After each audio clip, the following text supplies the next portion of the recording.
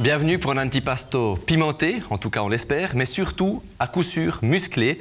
Actualité sportive oblige. J'ai le plaisir de recevoir Florian Lorimier. Bienvenue. Bonjour. Vous êtes entraîneur et consultant pour Suisse Olympique, mais vous êtes aussi titulaire d'un brevet fédéral de préparateur de sport de performance. Oui, entraîneur de sport de performance. Entraîneur de sport de performance. Et surtout, à ce titre, vous êtes le préparateur officiel, le préparateur physique d'un certain Didier Cuche. Alors d'abord, bravo. Merci. Globe de cristal de descente remporté cette semaine. Vous y êtes aussi pour quelque chose. Votre premier commentaire après ce globe de cristal de descente? Bah, c'est magnifique de pouvoir, par rapport à l'année passée, déjà confirmer et puis renouveler l'exploit cette année. Le garder en termes châtloise. Voilà, le garder en termes châtloise. Et puis ça s'est pas vu de gagner Globe la même discipline 2 années de suite. Ça s'est pas vu tant de fois que ça. Il y a d'ailleurs peu de Suisses qui ont réussi. Donc ça, c'était déjà la meilleure chose. Ouais. Ça veut dire que physiquement, vous avez fait du boulot parfait? Alors, c'est jamais parfait parce que pour la saison prochaine, on a déjà des projets d'amélioration. On va essayer encore d'aller plus loin. On a quelques orientations différentes.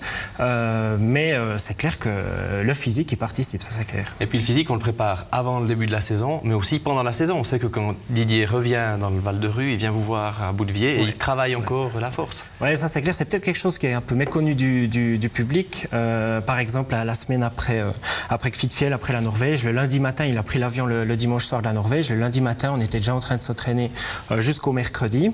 Donc, quasiment toutes les semaines de l'année, y compris pendant la phase de compétition, on se voit, à part les périodes où il est aux États-Unis en début de saison, ou bien quand ils font un stage, justement comme cette année au Canada au mois de février. Alors, quand on pense à Didier Cuche, on voit surtout un physique assez massif, hein, des cuisses impressionnantes. Est-ce qu'on peut situer la force qu'il développe dans ses cuisses quand il est en virage, en appui et qu'il carve dans la courbe comme ça? Alors, on a eu fait des mesures, on arrive quasiment à 4G dans certains virages en fonction de la vitesse, en fonction des impacts aussi. Bien sûr, c'est 4G qui sont répartis sur des fractions de secondes et sur une jambe. C'est ça qui est assez hallucinant. Hein. Donc, c'est une charge énorme uniquement sur une jambe, sur le ski souvent extérieur. Mais c'est dans les moments de frappe, hein, donc c'est pas une charge continue. Et l'équilibre, on a vu des images spectaculaires de Didier Cuche qui est sur cette balle avec un socle et voulu lancer une balle. Il doit... C'est le problème des sports de glisse, hein, c'est qu'il faut avoir une force énorme et en même temps avoir un dosage d'une finesse incroyable. Donc c'est vraiment deux extrêmes, c'est même des choses qui s'opposent un petit peu. Donc au niveau de l'entraînement, c'est là qu'il y a toute la subtilité. Et puis pour les images qu'on a l'habitude de voir de Didier, on en cache beaucoup parce qu'il y a des secrets de fabrication et il y a des choses bien plus spectaculaires. Alors qu'est-ce que vous lui avez dit, parce que vous avez souvent des contacts avec lui, après qu'il ait gagné ce nouveau globe de cristal de descente, qu'est-ce que vous avez eu comme échange avec lui? Je suis content pour toi. Et là, c'est lui qui vous appelle? C'est vous qui l'appelez? Non, là, j'y mets souvent un petit message. Je dirais l'entraîneur, enfin, en tout cas moi, dans les moments où tout réussit, ben, on a fait notre job, on est assez discret, il sait très bien ce que je pense, j'ai pas besoin de toujours l'appeler. Par contre, c'est clair que dans les moments où il y aura un petit peu des doutes, tout ça ira un petit peu moins bien, alors là, c'est mon rôle d'être présent. Ouais. Alors jusqu'à maintenant, on sourit, on rigole, le globe de cristal de descente, c'est bon. Celui du Super G, ça paraissait aussi gagné. Oui. Et bien là, c'est flop, c'est raté. Oui. Didier Cuche devait finir au moins 15e, il finit 16e. Oui, son adversaire gagne. La poisse, oui. Ouais. Mais là, est-ce qu'il n'a pas fait comme une erreur un peu de stratégie? J'irais dans la stratégie de base, ne pas vouloir à tout prix jouer la victoire et prendre tous les risques, c'était juste. Là, il a vraiment assuré. Oui, mais par rapport à l'avance qu'il avait, il avait raison de gérer, de calculer. Mais à ce niveau-là, si on est à 98% au lieu de 100%, bah, les écarts peuvent être directement énormes. Et là, c'est juste dans le dosage, en somme, de sa gestion qui s'est loupé. C'est le petit piment qui manque. Quoi. Ça a été quoi votre réaction quand vous avez vu qu'il manquait un point? C'est ce qui lui manque. Ah, mais c'est plutôt une pensée que j'ai eue pour lui, quoi. Je me suis dit, mais merde, quoi. Alors là, vous dites déçu pour lui. Quoi. Vous dites, mais triple flûte. Vous avez eu un échange avec lui. Qu'est-ce qu'il vous a dit, Didier, de ce flop, quoi? Non, là, c'est personnel, ça, ce qu'il m'a dit. Ça reste... Mais il était fâché avec lui-même? Oui, fâché avec lui-même, mais il faut bien se dire que là, ben, les médias, enfin tout le monde, on est tous axés par ces finales, c'est le suspense, etc. Vous voulez qu'il gagne, hein? Mais oui, mais on peut dire que son globe de Super G, il l'a aussi perdu au Super G, par exemple, de Beaver Creek, où il fait 11e ou 12e, où là, il fait une faute un petit peu stupide à la fin, alors qu'il avait quasiment course gagnée. Donc, il a autant perdu là qu'aujourd'hui. Et puis, il faut garder surtout qu'il a réussi une superbe saison. Et puis la Coupe du Monde, le classement général, ça devient vraiment dans ses cordes. Est-ce que vous y croyez pour ces années à venir? Je dirais, ces dernières années, si on enlève les points du combiné, l'année passée et cette année, on peut quasiment être sûr aussi, il aurait gagné le classement général. Si on prend les années 2000 où Mayer gagnait tout, il y avait moins de combinés. Cette année, il y en a 6, les autres années, à l'époque, il n'y en avait que 2. Donc, il aurait déjà pu le gagner. Mais il faut quand même bien se rendre compte que le général, ça dépend vraiment pas que de lui. Il y a trop d'autres aspects, justement d'autres athlètes qui ont d'autres disciplines à leur corde qui peuvent vraiment influencer le résultat. Vous vous occupez de Didier Cuche, mais pas seulement. Vous êtes aussi occupé notamment de la joueuse de tennis Gaëlle Widmer. Vous avez un petit peu collaboré avec Neuchâtel Xamax. Vous travaillez avec Mélie Francan, qui réussit une très belle saison, plusieurs podiums, très constante. Qu'est-ce que vous pouvez nous dire de mots de Mélie Francan? Alors, la snowboardeuse, pour ceux qui ne le sauraient pas. Oui. Alors Mélie, je ne sais pas si elle l'a pris comme compliment ou si elle va le premier. Enfin, j'ai déjà dit, quoi. Moi, je l'ai traité un petit peu de petit Cuche. Parce que elle tremble beaucoup. On se fait une idée sur elle, comme on la voit par rapport à ça. Optimiste, joviale. Voilà, puis aussi à ses autres activités, à ce qu'elle fait à côté de son sport.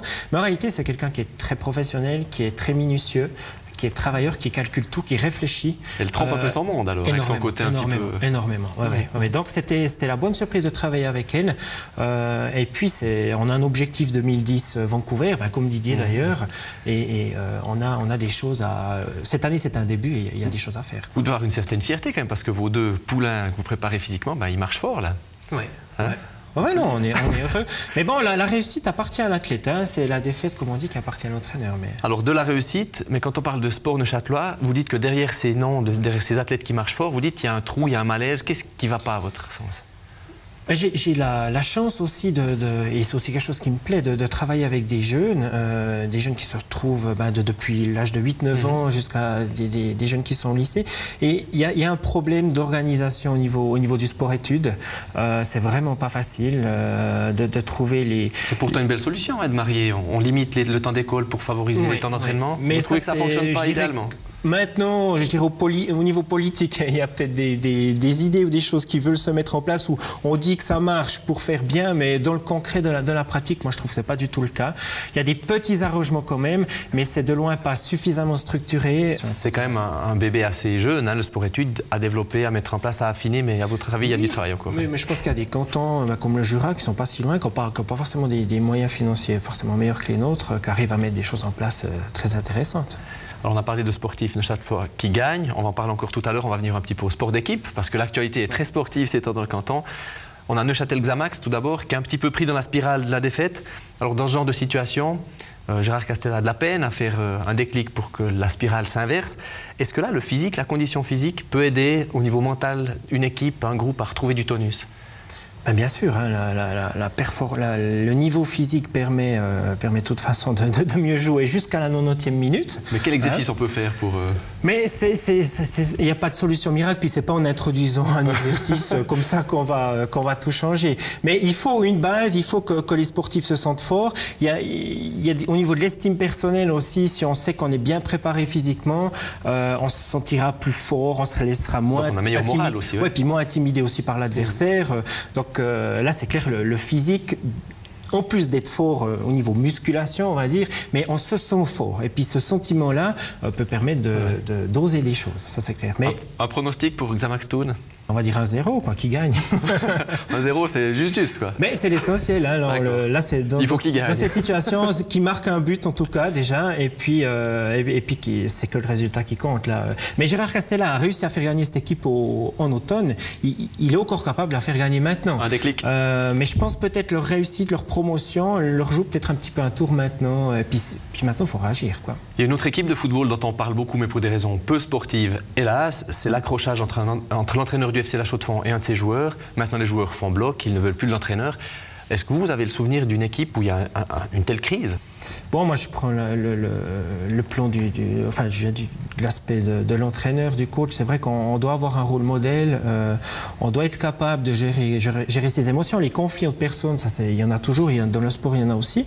Mais là, quand même, en venir aux mains, en venir peut-être même à des insultes, je ne sais pas exactement comment ça s'est passé. Donc, une altercation entre coach et joueurs, c'est pas... Il peut y avoir des dissensions, mais là, je trouve que ça va un petit peu loin. Et si toute l'équipe réagit, c'est qu'il y a quand même un problème de comportement. Mais vraiment, je pense qu'en football, il y a un petit problème au niveau quand même de la mentalité.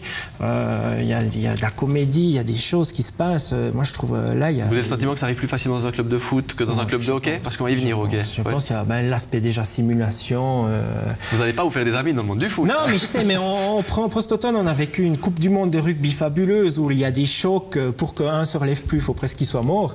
En football, il s'effleure ou des fois il se touche pas puis il se roule par terre. Ça, c'est des... Mais c'est des trucs banals, mais c'est un petit peu... Là, il y a une évolution à faire, à mon avis, quoi. Il y a une équipe dans le haut du canton qui marche fort quand même, c'est le HCC, le Hockey Club La Chaux-de-Fonds. Ils étaient menés 3-0 par Lausanne dans la demi-finale des playoffs de Ligue nationale B. Ils reviennent à 3-1, ils reviennent à 3-2. Ça continue. Est-ce que vous avez une explication sur une équipe qui paraît entre guillemets battue, qui a fait plus de 50 matchs dans la saison régulière, ces playoffs où ils multiplient les matchs et ils restent présents, c'est des matchs d'une intensité folle. À quoi ils carburent ces hockeyeurs?